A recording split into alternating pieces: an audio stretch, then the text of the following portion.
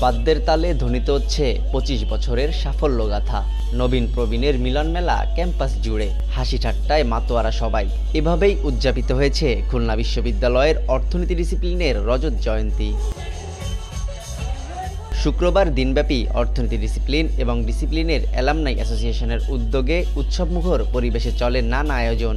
এদিন সকাল ১০টায় আনুষ্ঠানিকভাবে বিশ্ববিদ্যালয়ের আচার্য জগদীশচন্দ্র বসু একাডেমিক ভবনের সাংবাদিক লিয়াকাত আলী মিলনায়তনে আলোচনা সভার মাধ্যমে কার্যক্রম শুরু হয়। এ সময় দেশ ও দেশের বাইরে অর্থনীতি ডিসিপ্লিনের প্রাক্তন শিক্ষার্থীদের ভূমিকা তুলে ধরেন বক্তারা।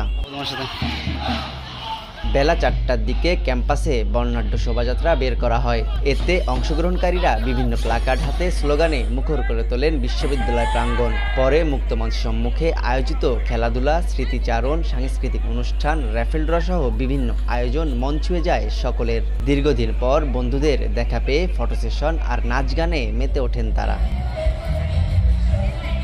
নগদে ৫০০ টাকা বা তার বেশি পেমেন্টে পেতে পারেন ঢাকায় জমিসহ ২০ কোটি টাকার পুরস্কার। ১৯৯৯ সালে যাত্রা শুরু হওয়া অর্থনীতি ডিসিপ্লিনের রজত জয়ন্তী ও পুনর্মিলনী অনুষ্ঠানে ৭ শতাধিক মানুষ অংশগ্রহণ করেন।